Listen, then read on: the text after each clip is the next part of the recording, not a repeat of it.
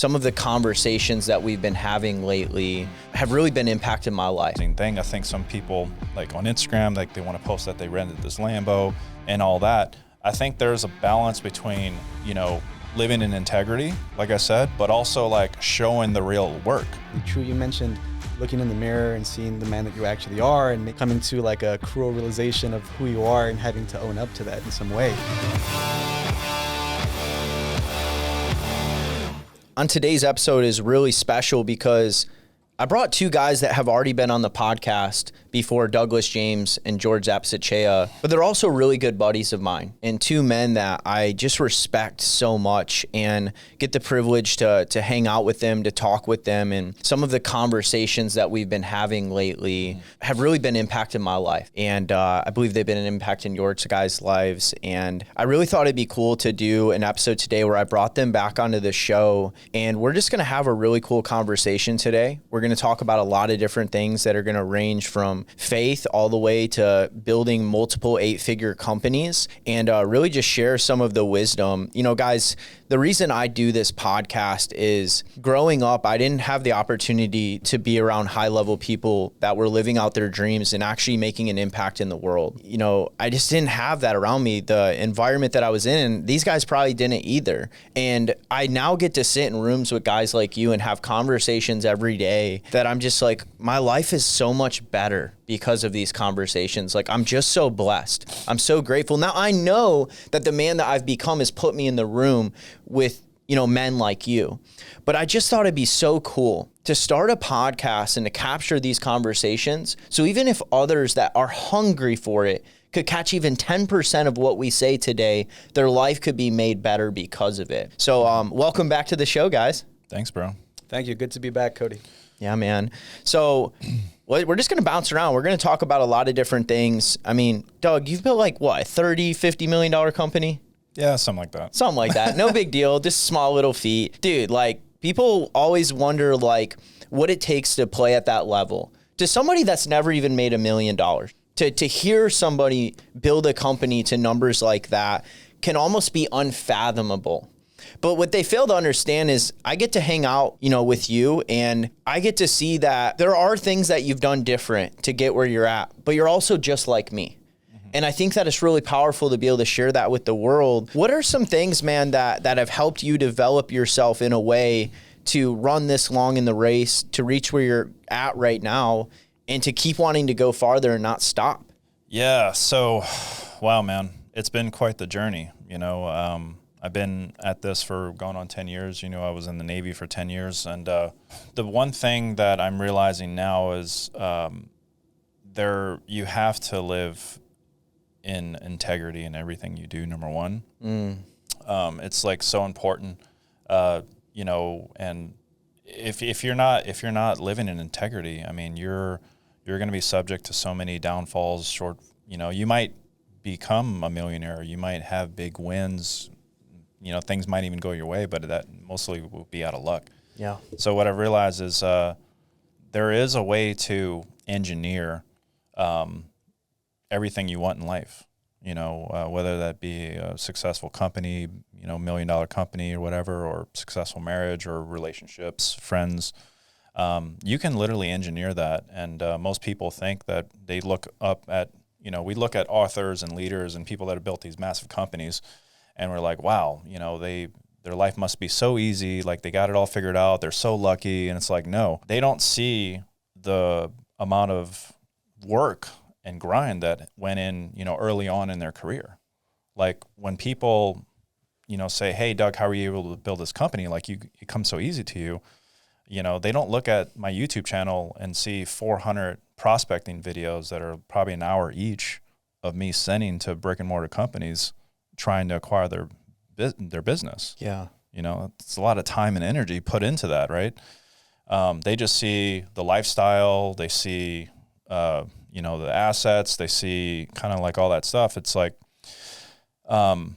you have to start somewhere, and I think for me, I've always wanted to live in integrity as much as I possibly can, take care of people, do the right thing, and and have a vision. I think leadership is so important. We're not all, just because you have a title, like you're the CEO of a company or you're given this position at your job, it doesn't mean you're a great leader. Actually, they said 9 times out of 10, the people in those high categories that have a title next to their name are probably not great leaders, and, they're people don't necessarily look up to them. So I think you have to be a great leader, that comes with it. And, those things kind of like will develop in time. And what I learned is, great leaders, you have to really look internally at yourself to be better. And you got to challenge your other people to look internally to be better as well. And those are just some of the founding principles that I've kind of built on through time and just continue to get better every single day. That's so good. And so let's talk about engineering success, boys. Let's kind of dive into that. I like that. I believe that we can design our life. I believe we can engineer life. 100% am in agreement with everything you just said. And I do believe the more capacity you grow your leadership, the more you will rally people around you to build the vision with you. So George, just bring you into this too, man. Any thoughts around engineering the life you want to live, engineering your success? And George, you have a unique perspective. George, you came in and started from the ground floor with Doug. You came out here with dreams. You left everything. You've been in proximity to him. You've worked your butt off from starting at the bottom in sales to being at a pretty cool position with him. Now you've launched out, you consult me. You're my corner man. You're doing a lot of cool things, making a lot of impact in the world, man. What are some of your thoughts around just the thought of being able to engineer success versus it just happening to a few chosen people? Yeah, what comes to mind is this quote, more is not better, but proximity to what truly matters to you is more important. So the question really becomes, what truly matters to you? Yeah. What are you trying to get close to? What are you trying to get proximity to? And that's a soul search. That's an identity search. And that's also something that develops and changes over time. So at every time in your success path, you need to always calibrate yourself to that truth and what you're trying to get close to. It's a moving target. It might shift here and there. Mm-hmm. The antidote to kind of like pin it down and the remedy is to surround yourself with wisdom. Yeah. And good hearts. So relationships, honoring relationships is extremely important. So first, you have to understand, in my opinion, what you're trying to get close to. What truth are you trying to align yourself with? And then after that, well, it's all about committing yourself to it every single day and surrounding yourself with wisdom to get more information and data, frameworks and structures on how to actually implement that. Yeah. And Doug, for you in the beginning, what was that truth, man, for you, dude? Did you were getting out of the Navy. Did it initially start with just like, man, I just want to build an income aside from the Navy? Like, I'm just curious, what started the journey for you? Like, what was that truth for you? And your mindset back then so different than the man you are today. Yeah. Like Georgia said, it shifted. But what was that truth you had to align with that initially got you started? Yeah, I think for me, if I was going to have a successful, I wanted to be married, I wanted to have kids, and before I went on deployment. Great job. You've accomplished that. Yes, I have. Thank you. So before, I had met my girlfriend, who now is my wife. I met her before deployment, and we were separated for 9 months, right? And after that 9-month stint, we were separated earlier in our relationship. We weren't married yet.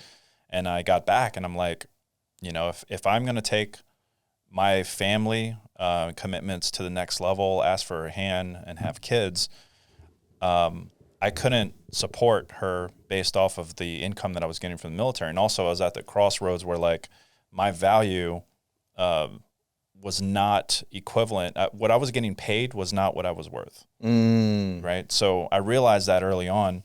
And, so for my truth, it was like, well, if I'm going to align myself to a certain lifestyle to hit certain goals for my family, I need to take on a different level of responsibility that the government necessarily couldn't give me at that time. Right. So I had to go out and find and create that opportunity. That for that myself. vehicle that you were going to vehicle. get in to do that. Exactly. And for you at the time, that was paid ads, and you got into digital marketing. So you had a truth and a revelation of like, hey man, like I want to build this for my family. I'm not getting what I know I'm worth in the military. So I'm going to go figure it out. Were you kind of in a, I'm going to go figure it out kind of mood? Or did something happen that showed you that vehicle that then triggered that thought process? Which came first? It was definitely, I do feel like it was a lot of figuring out. And to be honest, there is a lot of figuring out today still, almost 10 years later. Never ends. You never really get to the end of the road, right? You know, the top of a mountain is the bottom of the next. So, yeah, I continue to, for me, it was just, I started marketing. I started with SEO. I told the story on the podcast. And that was for the nightclubs and stuff, right? Well, yeah, I got into nightclubs. I was like, okay, yeah, Sony's not going to be cool with this.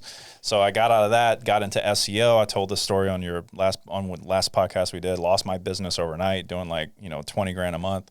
And then I got into paid ads. Okay. So that was a lot. So that was the journey you went on. But guys, just catch this, man, because Doug knew that he wanted something different for his life and for his family in the future. So he got into a mindset of, I'm going to go make this happen and I'm going to figure it out. And you did have the work ethic to back it. I think that's important because a lot of people don't actually bring that to the table. Like you worked your butt off to get where you're at, dude. And like that's just because I know you. I feel like I can say that. Like I know how hard you've worked and how hard you work now. So then things began to pick up for you in that. And it's like a lot of people get into stuff, even in our industry in internet marketing. You see like guys like pop up, seems like they're making good money and then disappear. How have you stayed in the game this long? Just by doing the right thing, man. Okay, what's the right thing? For my industry, I think it gets a bad rap because there's a lot of fraudsters that come into space that want to make a quick buck. Yeah. We're seeing that a lot in the crypto community right now. Sam Bankman-Fried, the former founder of FTX, just got 100% guilty across 7 major charges. He could be facing 100 years in prison. Wow. Right. So because of, crypto, for example, like this is not a crypto issue. This is fraud. Fraud has been around a very, very long time. Yeah. So it only took 4.5 hours for the jury to say, hey, Sam Bankman-Fried is, fully guilty of all this stuff. Right. So, but yeah, I mean, that's it, man. I've seen so many faces come and go. And for me, I started an actual agency. I built up a recurring income. I started to coach and mentor people because people in the military that I was friends with or friends back home were like, how do you do that? So I started saying, well, I'll teach you. And I started charging, right? So I created an additional income stream in my own economy and ecosystem that involves agency work, done for you services, coaching and mentorship. And, George was actually one of my first salespeople. I think we had a team of 5 or 6 people. It's like a small team. Yeah. And we've grown it and scaled it past, multiple 8 figures now. So yeah, I mean, I think so that's kind of like the journey we've been on. Yeah. And it's kind of cool because the journey I see us at least taking people on today, and boys, this is like open discussion anywhere we want to take it to. I really want this just high level friends having a conversation, and we can gear it any way or any thought you have, feel free to butt in here. A little different than how I normally do it. But I feel like it'd be cool kind of talk about the build phase, like how did you build? And then it's like, how did you stay in the game long enough to keep winning? I think we should talk about that. And then you're in a new phase of life that I don't think I'm quite in yet. And I don't think you probably are either, George. Doug, you're going into a phase where you're really in a multiplication phase now. You're moving into, you've amassed wealth and now you're making some big moves with that. And I know you're doing some cool stuff in that space. So I want to also get to that level. Yep. That's almost even for guys like us to kind of glimpse into a few levels above where we're at and get some wisdom and knowledge as well. Then the audience can kind of hear whether they're at ground zero trying to build, they're in the game and they're just trying to stay in the game, like stay in the game protocol like we talked about, or they're like, I've done really well, but now I want to do even greater things with what I've amassed. So that's kind of where my thoughts are at. What do you guys think? Yeah, that sounds good. I think like one thing, you brought up something earlier that I wanted to say, I think a lot of people when they start out, and you might have felt this too, like, George, I know you're doing your cornerman stuff, which is amazing, but they get like, we've talked about imposter syndrome, fake it till you make it. Yeah. So I was actually reading a story about Genghis Khan. I thought it was super interesting. So Genghis Khan, 14th century, he had the largest empire and army there's ever been, across from the Pacific to, Middle Europe. And when they would go take over territory, every single soldier had 4 horses so that they could switch out horses to travel long distances, right? What they would do is they would tie trees and leaves to the back of the horses. So when they're going into a town, when they're going to invade, no matter how big the army it was, it could have been 100 people or 1,000 people, the trees and leaves, they would be, go running, and it would kick up all of this dust. Oh, wow. Right? So it made it look like the army was like 100 times bigger than what it really was. So they because of like the dust from the footsteps and the horses, that was massive. So they used like deception to make it seem like their army was even bigger. So then the enemy would just automatically surrender and like give up their land and all their resources. And this whole idea, to tie that back into like, fake it till you make it, I think it's a very interesting thing. I think some people like on Instagram, like they want to post that they rented this Lambo and all that. I think there's a balance between, living in integrity, like I said, but also like showing the real work, and I think it's important, sometimes maybe in the beginning, you always want to, be honest with your intentions with everything that you're doing, but there's nothing wrong with maybe, create, like when I first started, I had a support number, right? So if you call that support number, an answering service picked up the phone, right? So it made it seem like I had like this huge call center and this big old team, but it was really just me. Yeah. When I would say, hey, thanks for, this is AMP Local, Douglas James, AMP Local. Thanks for calling my company. My assistant's going to hit you back. My assistant was me. I didn't have an assistant, so it's kind of funny because, we talk about living in integrity, but like in the beginning, like sometimes you have to, in the times of war, when you're fighting for your family, you're trying to put food on the table. Right. Sometimes you just got to do what you got to do. Yeah. To get things done. And sometimes it's not always pretty, but you do learn from those things and you learn to create more efficiency in everything. So I think that it's important to always, we don't talk about winning enough, and that really should be more of the conversation. Like you should win. Yeah, you should be competitive. We should be competitive. We should win. It is a dog-eat-dog world out there. Nobody's going to, do this thing for you. So I kind of like treat things like if we're going to go to war, like I want to be the victor. Like I want to take the land. Right. Even if you got to tie some sticks and trees behind your horse to kick up some more dust to look bigger than you are. Do what you got to do sometimes, but then eventually you get to a point where like, you do kind of like look back and you kind of reevaluate things, and then you kind of plan your next attack, and it's okay to rest. Yeah, that's good, man. Thank you for sharing that too. And I agree with that. I think that in the beginning, and especially for me, having a good heart posture in everything I do and heart checking myself, like, am I in integrity and in alignment with my core values of the way I'm operating business? I've been pretty congruent with that. That's been big to me. And the times, like, I'm not perfect, right? Like I've made my mistakes, and I've had to use integrity to own up to those mistakes and kind of, take the lashing from it and the lesson learned from it. But just having that heart posture of like always getting in front of the problem, like even something as small as we're doing Doug's content. And we just took Doug on, we're doing social media content. Our team had started posting the videos that we made for you earlier than they were supposed to before we fully did that transition. So we didn't have a reel for Doug yesterday. So what did I do? Unacceptable. I messaged Doug and I said, hey man, I want to let you know this is what's going on and this is what we're doing to correct it, right? To me, that's the little bit of like integrity, because I'm not going to be perfect. I'm going to make mistakes in business, but it's always having that integrity. Now, on the same hand of what you said, we're at war, bro. Every guy out here wants to make a lot of money and wants to provide for his family. We're at war where people in my industry, there are other people in the world just as hungry as me trying to build that business and win and succeed, just like you. So there is a level of I'm going to do whatever it takes to win. Yep. As long as I don't step on people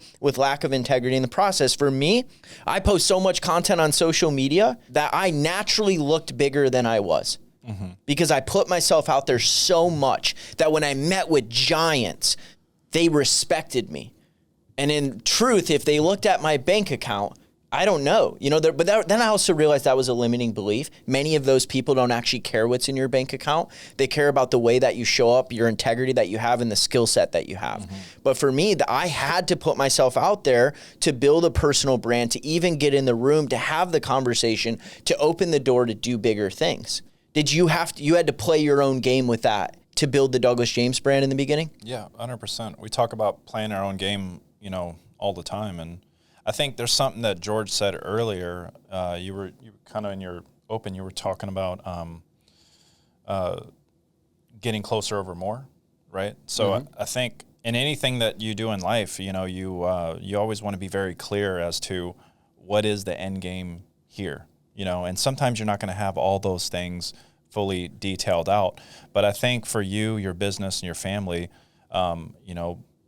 you want to play in your own game and getting what means basically getting what you want in life without sacrifice or without, I should say, playing your own game is more so getting what you want out of life without, I forgot the quote.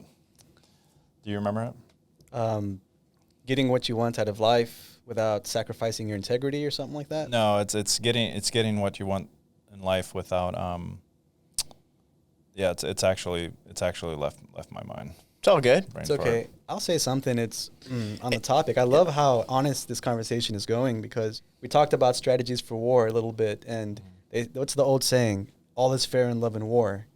So sometimes it's not going to be clean and neat like you want it to be, but I think the most important thing is where your heart is, and specifically if your heart is in service or a posture of service. If that is what you're trying to align yourself with, to will the good of the other through your mission, through your business, through what you're actually doing, I think that has got to be the target, the service to other people. And then everything else, it can be a mess, right? It can be a mess, and sometimes it is. But as long as you stay in the game and remind yourself of why you started, and again, the truth, right? Align yourself with a pure intention, which in my opinion and for me personally is service to the other. Then we can always recalibrate back no matter what the mess is. George is one of those guys that you just like, everyone else talks a lot, and then George is like, after a little silence, I have something to say. Yeah. And then he like says it, and it's like you could just like drop the microphone after he talks. Like that could be the whole podcast. Sniper like maybe. I love it, man. And that's why we love having you just around, man. I'm so grateful for you and your wisdom. So let's talk about playing your own game. I learn a lot from. I'm going to remember the quote. I've been thinking. It's going to come. Do you got it? Let us know when you got it. Playing your games, getting what you want out of life on your own terms. Without, and then there's like a word right there. But you basically you do it on your own terms without the general consensus of other people. It's like, it's one of the most important things that I have to remind myself, and it's actually it's funny that I forget it because, we all know these principles and all these ways of living your life to discernment and everything, and you have to constantly remind yourself and go back. Like, just because you read a book or you read one thing doesn't mean you're going to remember it forever. Like I have like a 50-page Google Doc of just so much wisdom and principles that I've learned over time that I have to go back and keep reminding myself, because I will forget them.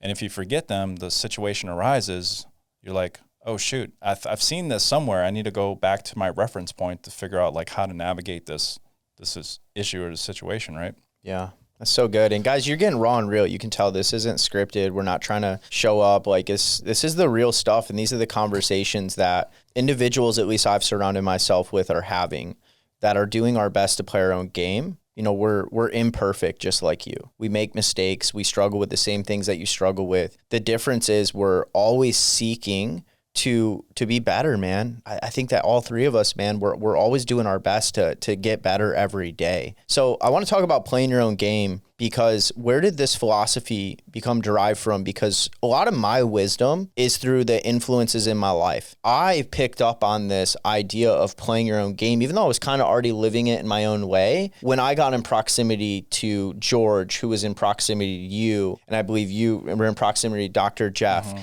So I want to talk about, like, can you guys teach us a little bit today about what you've learned about playing your own game? Well, I would say that the misnomer is that you have to emulate success or copy success, or find out somebody who had success and then copy and model that, which there is some truth to that. But I think a bigger truth is what people don't tell you is that uniqueness is your greatest asset. Your uniqueness is your greatest asset, because you're formed by the Creator, in a very unique way. I know you talk about this a lot to your audience, so it's not the first time they'll hear it, but they need to hear it. Yeah. You have uniqueness inside of you from how you were formed, your talents, virtues, your flaws, but also your experiences, like who your parents are, who's been around you, who's been the mother figures and father figures around you that have poured into you. And you have all this amalgamation of uniqueness that's ongoing. And a lot of people, sadly, they don't step into that. They don't share that with the world. They don't share who they are.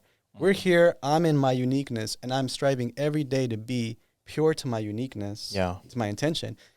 And I surround myself with people like Douglas and Cody who the same way. You know, we're living our truth, and that's what it means to play your own game. It means to look into the pureness of your heart and share what's inside of you and what's been poured into you, because that is the biggest gift to the world. Yeah. People need to hear that. That is the absolute biggest gift to the world. And the counter to that is being a cookie cutter copy of somebody else. It's tough to do. Like, you self-reflect, man. We go through it. Right. Like, we can never be Doug. Yeah. And Doug can never be us. Yeah, it can never be you guys. Yep. Yeah. Yeah, that's really powerful, George.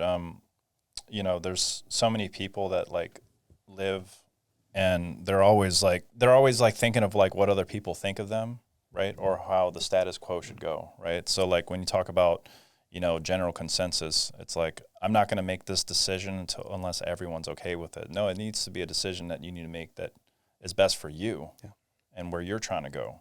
Because we talk about closer over more. Like for me, I might just want to have a quiet lifestyle in a home, you know, by the beach.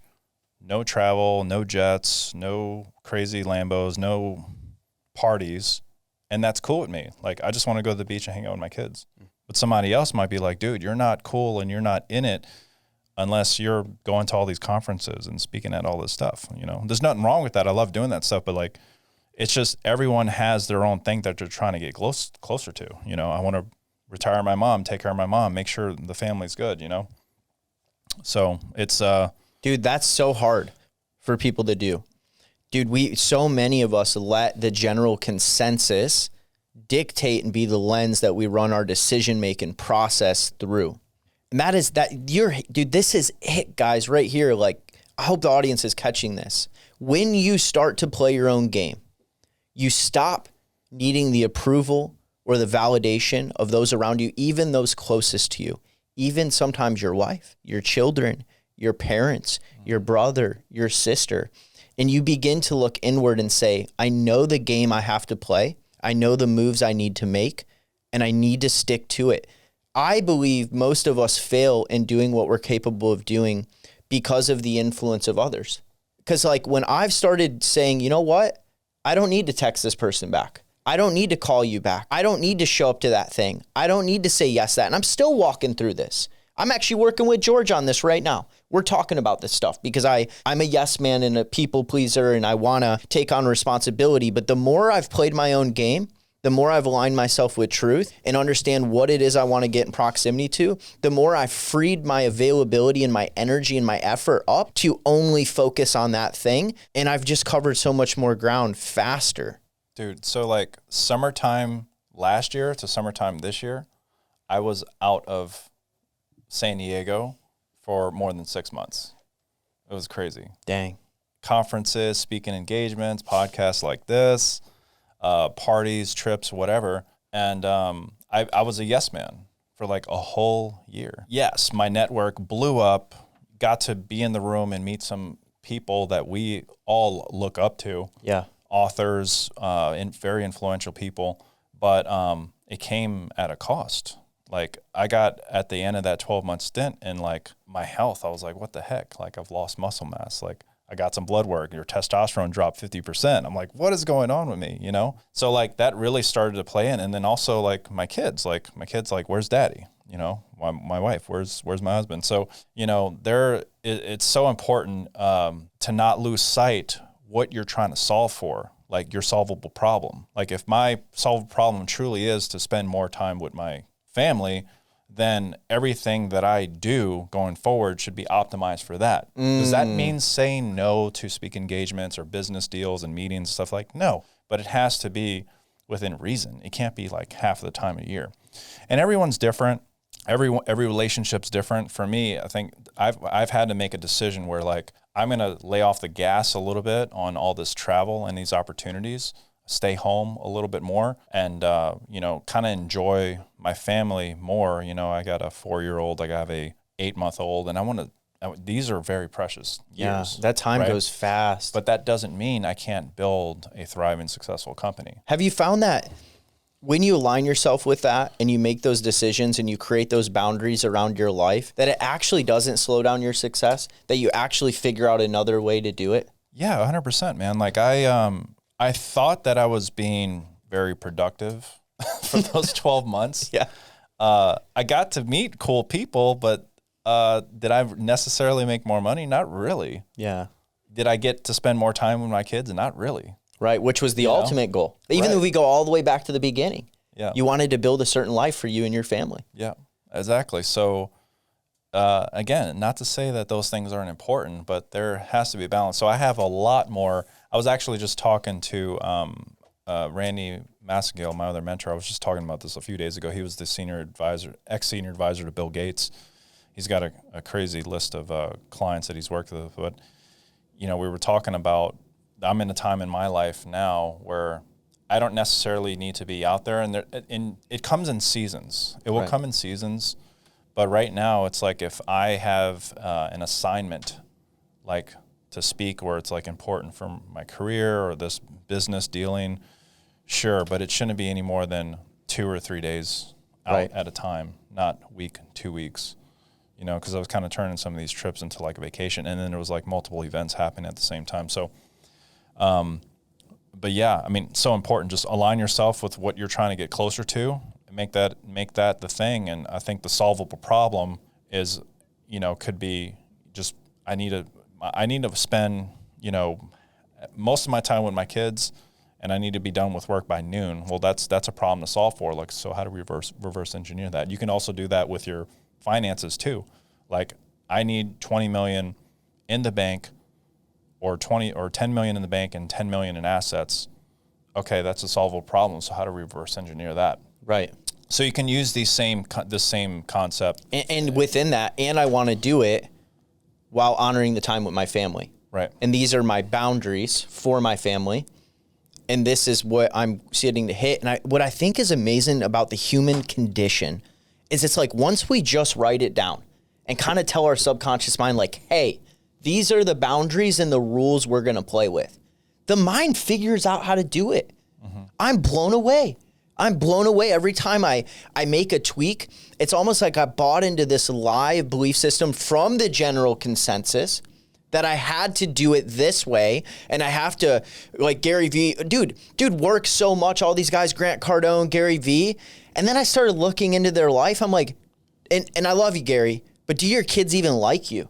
How much time do you actually spend with your kids? Because either two things are happening. Either you're a fraud and you're telling people to work harder than you actually do, or you are working that hard and your family never sees you, and that just means you're neglecting your wife and your children. They probably don't love you that much. Let's just be raw and real right now. So it's funny you say that. So I was watching, there's this guy on Instagram, and all he does is riff on Gary Vee. I love Gary Vee. I met him. The guy is. I mean, he changed my life, but at what cost? Sometimes I wonder. Yeah. So like, there's this. So Gary Vee was at this conference, this event, and one of the guys comes up to him and he's on camera. He's like, Gary, last time you saw me, you gave me the strategy to go build this business. So I did it. And after grinding for 2 months straight, dude, I made my first $10, and here it is. Here's a $10. It's like, you know, dude, like, and then the influencer, the guy on Instagram was like, dude, I can show you how to make $10 like now, in 2 months, like $100,000. Like, you know, not realistically, but like it's just funny. No, you're right, man. Gary, I love him, but some of his content, it's And it's a good principle. And George, I want you to butt in here too, man. Don't be too kind over there. You got some serious wisdom. Only thing I'll say is when I get wisdom from people now, I'm actually a little more careful because I actually want to know the whole truth. Like, what is all the fruit in your life? I don't want to emulate the billionaire that's been divorced twice, doesn't talk to his children, has a alcohol and a drug problem, you know, and all these different things. Because the truth is, if I emulate the systems and the success and the mindset he has, I might make the $1 billion million, but at what cost to other things that I care about? Now, the guy that maybe makes $10 million, great husband, great father, involved with his church, living obediently to God, doesn't, has probably struggled with those things. We all do in the flesh, but has overcome it. Man, whatever God, I want. Let me get around you. So I'm just curious, George, go ahead, butt in here, man. Curious your thoughts. I got two things, and the conversation is really something like, well, how do you not overcommit and people please and say yes too much to people? So there's like two practical tools that I picked up that I want to share. And the number one thing is this concept of restraint, having restraint. And it sounds bitter, in your ear. It doesn't sound right. Like, what? Restraint? No, I want to go and get and do. But restraint, when used properly, is a very, very powerful tool. What does that mean specifically? If you have a thought in your mind, oh, that event, for example, seems like a good thing to do, or I should go to this event or talk to this person. But what if you have a little bit of restraint, just a tad bit, to let that excitement just kind of dissolve a little bit and be in a clear mindset, and then you can actually make a much better decision from that. So I think that 90% maybe of all the terrible decisions that we make are basically us like putting our foot in our mouth or speaking too soon or taking action on something that we think and believe is actually true. It's just not true. And if we just step back just a little bit and we can actually see it for what it really is. Okay. So that's number one. Number two, communication. Yeah, there's a great saying, there is no problem that can't be solved without proper communication.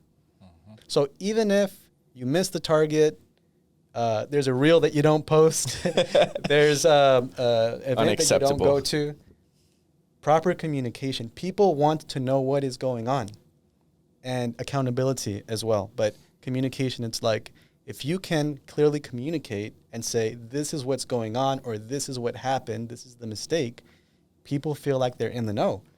And that builds what we talk about, allegiance capital, which is the capital of your friends and your respect and responsibility in relationships. It's a good example. So we had a Military Wealth Summit earlier this year. Robert Kiyosaki spoke at it. And we have 200 people. It was like 300 people total, like about 100 people in the room at the penthouse, 200 people online. And we go fire up the live, Zoom room. Yeah. And we're starting the event, and the whole AV went down. Yep. So everyone is in the chat. We had like a chat room set up, I think through Facebook or WhatsApp or something, and everyone in the 200 people are like, where's the feed? I can't see anything. Oh my gosh, this is a scam. I want my money back. It's like everyone getting like so upset. The equipment went, like stuff goes down. We started this podcast. Like the viewers don't know, but like, your mic, your thing wasn't working, your headset. My headset went out. You couldn't hear us, right? Yeah. Technical difficulty, like technology goes down, right? But things are going to happen that are out of our control. That's just a part of life. It's like walking around a minefield, and I think the important thing, Dr. Jeff, my other mentor, George has met him many times. He talks about how not getting so caught up on the small little things that don't matter, that are out of your control. Right. What's more important is that we got started, we're talking now, we're exchanging value, and the time we're spending is more important now than, the little challenge difficulty than we had when we got started. Right. So. That's so good, man. And you guys have a philosophy about, and George, restraint's so powerful. The wisest people I've been in rooms with, or just listened to that I've never met, have this level of restraint that separates them from others. Guy that comes to mind right now is actually Jordan Peterson. Every time he's in an interview, he pauses. We talked about restraint. He thinks before he speaks. He uses brevity. He articulates his words. He's lethal with his words, with his thoughts, where he wants it to go. I'm actually I'm in a season of trying to get better at. I had a mentor challenge me on brevity. Cody, you don't have to say so much. And I think part of it is the genes in me, the biological makeup. I'm maturing, right? Altruism was my 20s. Conquest, my 30s.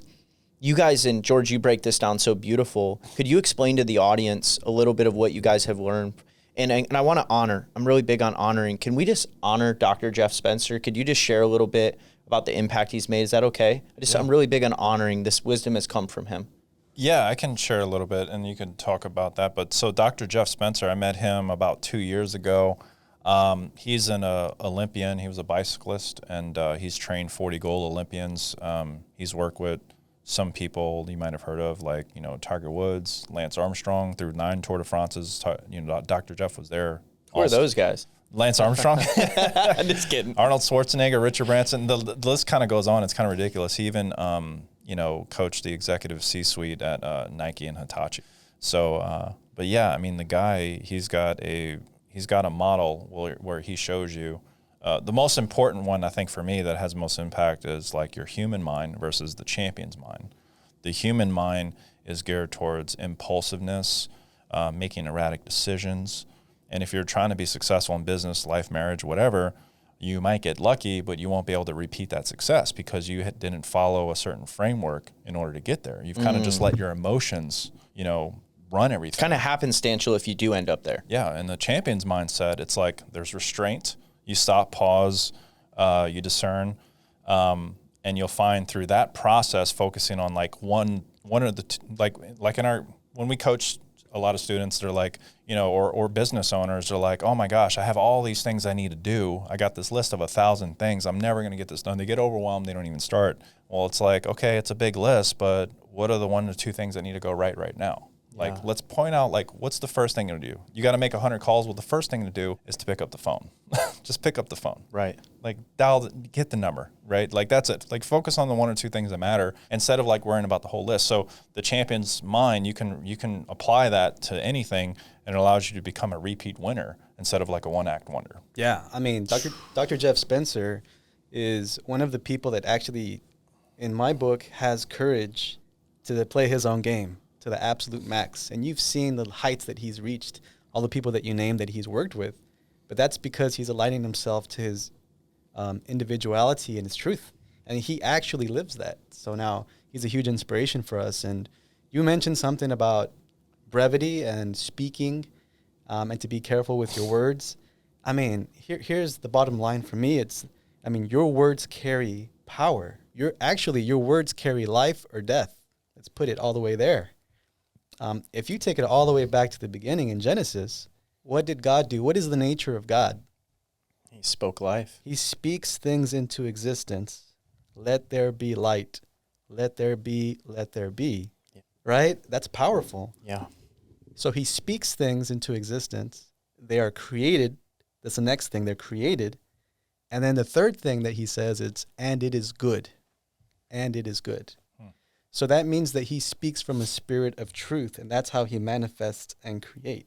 And then, of course, the Genesis story, he creates us, and he says, let us make man in our image. So if we know the nature of God is to speak in a spirit of truth, and it is good, what does that say about us? If we're made in his image, then we're made to do the same. We have the ability to speak things into existence in a spirit of truth. And it is good. But we also, on the same token, carry the responsibility because on the other side, on the flip side, if we speak in a spirit of falsehood, of ego, of absolute evil, then we also create an evil. That's why there's evil in the world, because people create and manifest in a spirit of evil. So you talk about restraint, you talk about crafting your words. That's why somebody like Dr. Jordan Peterson, that you mentioned, is very careful with his words, because you carry life or death in your words. Yeah. In the realest sense, if you take it all the way back, that's the truth. It's like in business, right? You can tell yourself all the reasons why you won't be successful, and you'll believe that, and you won't be successful. I was watching, right before we came over, I was listening to the video of Chris Voss, and he was talking about mirroring neurons, right? And basically, if you meet somebody for the first time, you smile to them, and that subconsciously triggers in their mind, oh, it's a smile. I should respond to that. They might fight it, so you have to smile 2 or 3 more times, right? But whatever you say, like whatever you speak from your heart or do in your actions, manifest into other people, manifest into the man or woman that you're to be. So good. Man, the champion's mind. And then we didn't hit on, because if people are like me, they'll like be waiting for something to be closed, the loop, the genes, the biological makeup. There's different things that he's identified through decades of your life. Will either of you care to share that with us? You talking about the decades? Yeah. Okay. Yeah, it's the life lens progression. So I think what's relevant is for us, 20s, 30s. So that's kind of like the range. Yeah. And Douglas can say something about this because he's really practiced this. But in your 20s, you really, to be very blunt and honest, we just don't have enough wisdom. We don't have enough of a library of wisdom in our 20s. We all go through it, right? We think we know, we want to do good things, but we just don't have enough experience. So what does that mean? That means that we take action on little experience, so then we produce subpar results and sometimes catastrophe and chaos, So really the bigger thing is to get through your 20s. I asked Dr. Jeff Spencer himself, I'm like, what's the most important outcome of the 20s? And he says, don't have enough scar tissue out of your 20s. Don't mess it up. Survive your 20s, basically. Yeah. He says survive to 25. How many people do you know, especially growing up back home, Michigan, New Orleans, for me, Dallas, that didn't make it. They didn't make it past 25 because, they were out and being reckless. And we're all reckless during that time. We just have to be honest about it. So the 20s is really surviving with minimal scar tissue and not a huge, deficit on the board.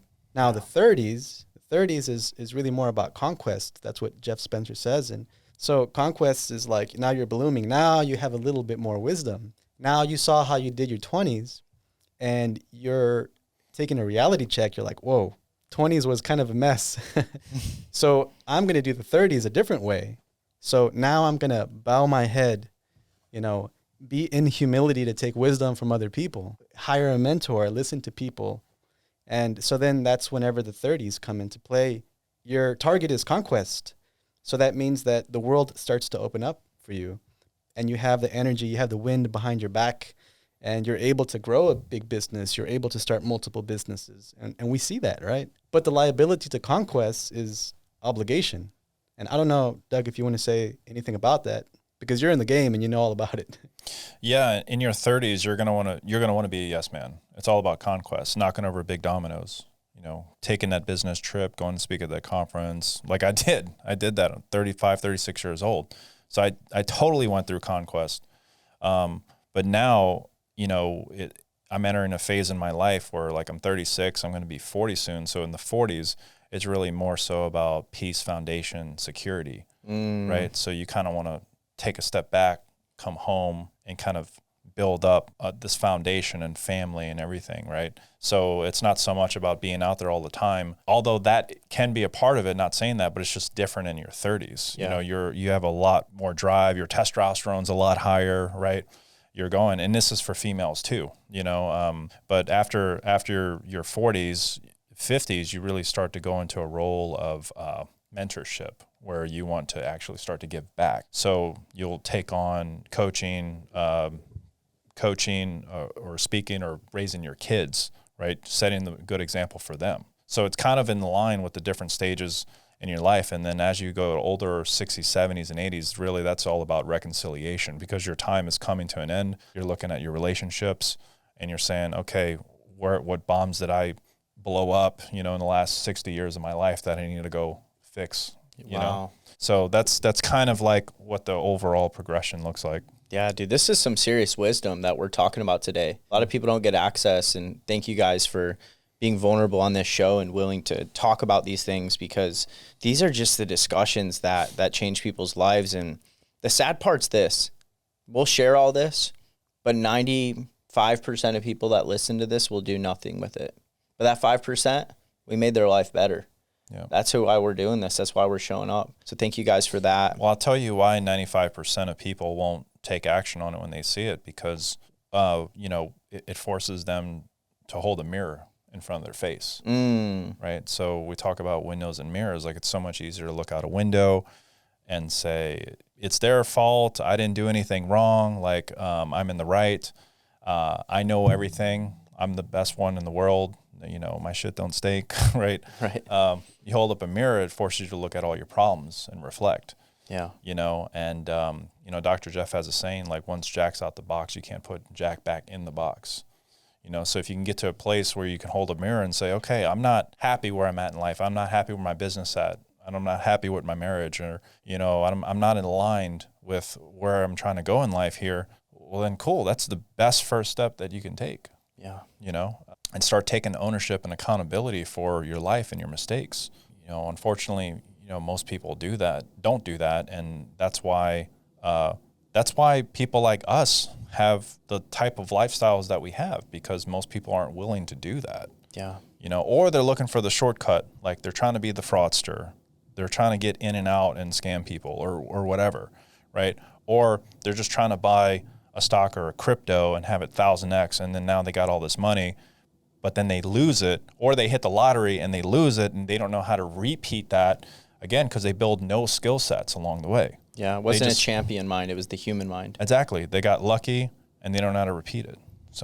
So good, man. George, can you tell us a little bit about when we show restraint, how to increase optionality in our life, and how to play soft offense? Soft offense. Yeah, another term by Jeff Spencer. And I love soft offense. It basically means applying gentle pressure on the options, on the opportunities that come your way. So if you have this potential business opportunity, you have this coffee meeting, you have this phone call, you might be overwhelmed because there's like 3, 4, or 5 things that you need to kind of explore, right? The trick is with soft offense is to apply gentle pressure to those opportunities without going both feet in to anything. So you got to show restraint, right? Yeah. Restraint for not going both feet into whatever you do, no matter how much excitement you have in the moment, right? So that whenever you apply gentle pressure to every option and you pull back a little bit, over time, the dust settles and you see things for what they really are. You know, the options reveal themselves to be what they actually are. And so out of like the 5 options that you might have, 3 of them are just going to be wiped off the board because they were no good for you. Over time. You would reveal that would be revealed. And then there's one that's probably going to shoot up. Like, this is an obvious thing to do. And then you grab it with both hands and you go for it. Yeah. Yeah. Dude, that's so good, man. Thank you for sharing that. It's interesting. There's 2 things, and something came to my mind too after what you just shared before that too, Doug. You know, you talked about the mirror, and I actually think a lot of people, I want to say this before I get to this next thing with you, George, is we lie to ourselves. You know, I even think younger Cody, there was a season of my life where I almost made up this idea of who I was. I don't know if you know what I mean, but like I in my mind thought I was more than I actually was. And I think a lot of people create this ideology of who they are in their mind. And it wasn't until I got around people that would tell me what I needed to hear, not what I wanted to hear, that they started to poke holes in that identity, that I finally had that mirror day, that I finally opened the mirror up and looked and said, oh my God, I'm not the man I thought I was at all. And my results really aren't that good. And I really don't have good friends. And like all these things like came about, and it hurt. It hurt. But that hurt was necessary. That pain was necessary for me to say, okay, well, how do I change this? And then I stuck with it long enough to begin to change. And I'm still doing that. I still got to check my pride. I still got to pull the mirror out. And I just think a lot of people, we actually aren't honest with ourselves. If we really took a true check of going through where we're actually at in life, not what we imagine we are, is that a sobering moment? Even for all of us at every level, even you, Doug, me, George, all of us. Because it's so, and you know the worst for me at least, it's just, I'm charismatic. So when you have charisma, you would create an energy transfer in human beings naturally. I have a gift of that. I can raise the room. You know what that does? That is a blessing and a curse. Pats on the back, kind words, affirmations all day. Can get to my head, can make me feel like I'm doing great. But then I have to have people around me that are like, hold the mirror up. And I'm like, oh, wow. I'm really missing the mark right now in this area of my life. Dude, like that's so good. I'll tell you this about identities. it's so easy for us to say, this is who I am, this is what I believe in, and this is my identity. We latch on to people, relationships, cars, money, whatever, right? And if you're not in line if there's no macro belief of getting closer to what matters to you or solve a problem like we talked about, you will latch on to like any identity, and that will put your life into a rabbit hole that will not be, it won't be good. So like, for example, there's this, let's say, for example, there's this mom, right? This mom, she wants to claim the identity of being a really great mom. She wants to do everything for her kids. So she finds a man, she dates him, they get married, they have a child. She's like, I'm going to be the greatest mom that I could ever be. She raises that kid, she bathes him, feeds him, gives him the best schooling, everything, right? The best roof, the best clothes. Now the kid's 35 years old, sleeping on the couch and treating his mom like crap, bossing her around. She's still cooking for him. And she's like, I'm the best mom in the world. I need to take care of my son because that's my identity. So you have to be careful with what identities you take on, because identities could either make you or break you. If you're going to be that great mom and have someone run over you, like now your life is in a place where you're not truly fulfilling anything. You're not happy, right? So there comes a point where you do have to change your identities. Your identities can change because as you go through the life lens progression of altruism, conquest, mentorship, reconciliation, your identity will change through that, and it's okay to change. Just because you believe something today does not mean that's the thing you believe tomorrow, because tomorrow you're going to have new data, new information. So you have to be willing to change. You can't be so rigid that you're not open to change. I love that. That's a mic drop moment. Just cut the podcast. That's it. Yeah. I love what you said. I've heard that a couple times from you. Each time it's more powerful. So you're living it. So I want to take self-reflection here. And so I grew up boxing, and the reason I mention that is because the conversation's about aligning yourself with truth, essentially, right? Yeah. Identity. So align yourself with what is actually true. You mentioned looking in the mirror and seeing the man that you actually are, and maybe coming to like a cruel realization of who you are and having to own up to that in some way. In boxing, they say that the ring is the great teller of truths, because now you go in mano a mano, and there is nowhere to hide. It's just you and the other person. So one thing I learned from boxing is looking across the ring, seeing your opponent in the eye. They say that in that moment, you know the fighter better than his own mom. And it's true. Dang. Because there is no way to hide inside of that ring. Right. And obviously, it's a metaphor for life. Boxing, that's why I love it. So many metaphors for life. But you basically can't hide anywhere. If you're scared, it's going to show. If you're brave, it's going to show. If you're hurt, it's going to show. If you're tired, it's going to show. There is nowhere to hide in that ring. And it's a revealer of truths, because who is it revealing truth to? However you perform, it reveals truth to yourself about you. You reveal truth up to the opponent about who you are. And you reveal truth to the audience about who you are. So, I mean, talk about truth. And that can be taken in life, whatever arena you step into, entrepreneurship, business. It could be a mom taking care of a family in a household. You know, they're in that ring, their truth is going to be revealed. And so I think what it comes down to is, if you're in an extreme scenario where there is no other option but truth, AKA times of war, we're seeing this now in the Middle East, truth starts to reveal itself. Yeah. And falsehood just kind of falls away on the side. So there's something to be said about that in terms of truth. That's so good.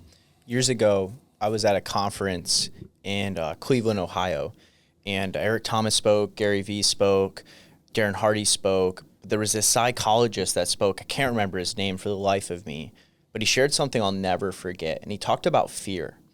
And he said, you know, the only way to conquer fear is to visualize a door. And you go into this room, and fear is inside of the room. And you turn around and you lock the door. And you turn around and you look at fear in the eyes. And you say, only one of us are coming out of this room. Oh. And it's stuck with me still to this day. Because the truth is, I experience fear every day. And I have to go into that room, and I have to turn that deadbolt and I have to turn around and say, only one of us are coming out. It's either you or me. But then you just said what you said. Yeah. And I'm like, man, that's everything. When you turn the mirror, you expose the truth. Can you walk into a room with truth in your mind, shut the door and say, hey, only one of us are coming out of here? Addiction, only one of us are coming out of here. You're taking my life or I'm conquering you. Lust, only one of us are coming out of here. You're not ruling my life. I'm going to conquer you. Success, poverty. Hey, I'm not living like my mom. I'm not living like my family. Lock the door. Only one of us are coming out of here. That's my decision. I will conquer you. So many people, they see that room and they walk right past the door. And they never go in there. Awesome sentiment, man. I love that. There's a quote from I think Virginia Starr, I think is the author. I might have messed up the name, but it says most people choose to live with the certainty of misery rather than the misery of uncertainty. So basically, if there's two doors, right? One door, they know exactly what the outcome's going to be. It could be my life as it is, the 9-to-5 job that I hate, the car that I hate, whatever life that they have through that door. But the second door is they don't know exactly what it's going to be like, right? There could be the opportunity to have a way better lifestyle, but it could be the opportunity they could lose everything and be in a worse spot. So they'll rather go with the devil that they know rather than making a change. Wow. Right?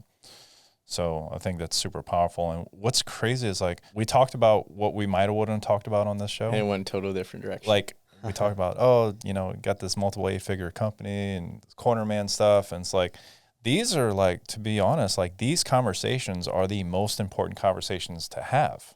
Like I say this all the time to my community. I can give you the $1 million strategy, but if you don't know how to keep it and repeat it, there's no point. I'm wasting my time. Yeah. These are the foundational principles of life and how to show up that are more important than any strategy or tactic that you can go throw in your bag and carry around. Dr. Jeff talks about everyone's got this satch that they're just walking with, and they're carrying all these tactics. And they go to events and conferences and podcasts or whatever, and they keep throwing it in there. They're just lugging it around, but they're never using anything. Wow. It's like, you gotta know how to show up, man. And you got to know how to stay in the game long enough to win. To win and let it compound too. It's like people will grind for a year or two and think, I'm never going to make it. But those actions that you're putting in do have a compound effect because it's getting you to where you need to go, whether you think so or not. So you just got to keep going. Yeah. And I think the biggest mistake that I've made, and I'm pretty young and I'm farther than maybe a lot my age, but I'm playing my own game, so I'm not comparing myself to them. I know I've made a lot of mistakes that I could be compounded farther than I am. And the biggest mistake I made was switching what I was doing too many times in my youth. And I think that I've just learned if I had just even stuck with even Motivation Everything, that company I started a couple companies ago. You should bring it back. Should. But if I just stuck with it, who knows what the compound interest would have been. Mm-hmm. And then I see people in the internet marketing world and even friends that are high level that have made some decent money. Like I was talking to one, I won't say his name right now, a lot of love for him. And he's talking about rebranding his whole brand and doing this and doing that. And I started asking him questions and it's lack of restraint. Lack of being able to stay with something long enough to see the compound interest truly come. Mm-hmm. And he'll build something great and he'll get bored and build another thing and build another thing and build another thing. And I look at him, I'm like, man, some of those were great things. Yep. And if you just stuck with it long enough and stayed in the game long enough, dude, you'd be light years ahead of where you're at right now. Do you guys see that?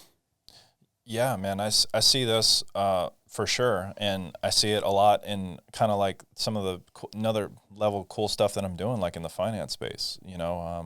We just went through a really bad bear market, and now we're going into a bull market, right? And all this stuff, markets work in cycles. Real estate, stocks, crypto, it all works in cycles. And people are so short-minded and short-term thinking that they want to get in, make $1 million, and then get out and their life's great, right? Good luck being great with $1 million. Like but you have to have long-term time preference in all that you do. So if you're going to, let's use crypto, for example. If you're going to buy a crypto, you have to have a macro belief system into what that currency represents. Does it represent a team and a company that's actually building something that's going to change the world, right, or not, right? And if you're buying it just to be a gambler or degenerate, well, then you get whatever result you deserve to get. If you lose your money, I mean, it is what it is, right? So you have to stay in the game long enough. So, but what's really cool in the finance space, you can actually engineer it to have more certainty rather than going through the cycle. So, like one of the things that we're doing is to get, I guess, to shift gears a little bit back to business side, but we have an AI that basically trades commodities. So commodities is like your soybean, your oil, your corn, all the stuff that like is never going to go away, right? Like as humans, like we basically need this stuff. So we trade shorts and long positions on commodities, but we're using AI. And this AI has actually been able to show a return of 27 to 30% over 10 years. So it's impressive. I know. And we're like, ChatGPT just came out. Everybody's freaking out about AI. My partner, Howard, you met him. He spoke at my event. George met him as well. But he's been the CEO of an AI company for, more than 3 decades. So he's invested already $40 million into this AI. And it's really cool to see, just like with technology and like the opportunities that come out. We talk about, having long-term time preferences, but there's also a way to rig the game in your favor as well. If you can engineer it with compounding interest, like we're doing with AI, that's also another way to look at like your finances, just kind of shift gears a little bit too.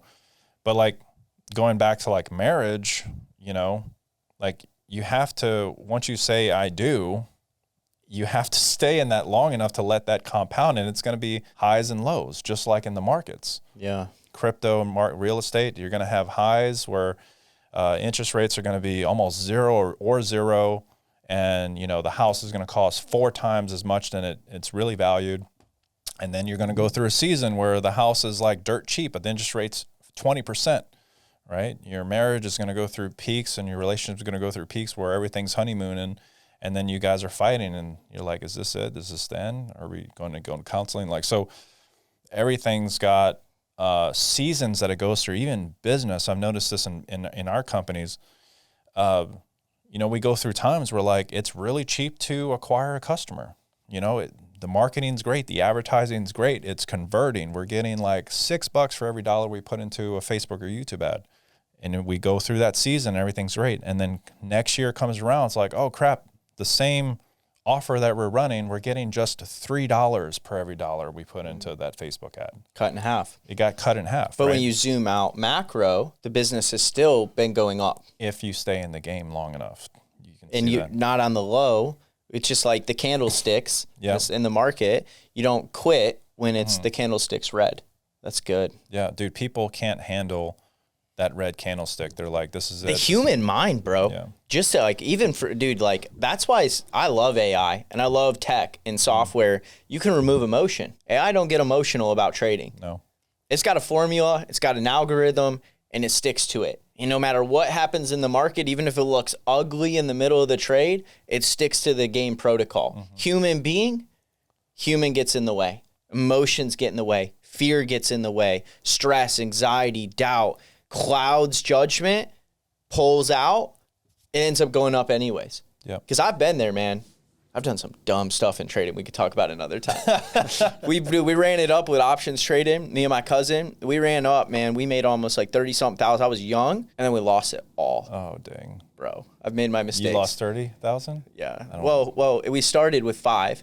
Okay. We ran it up to 37, and then we lost everything. So I lost 5K. I actually lost 2,500. I only put half in. Dang. But just like, I felt like I lost more because I had like 37K. Well, that's, yeah.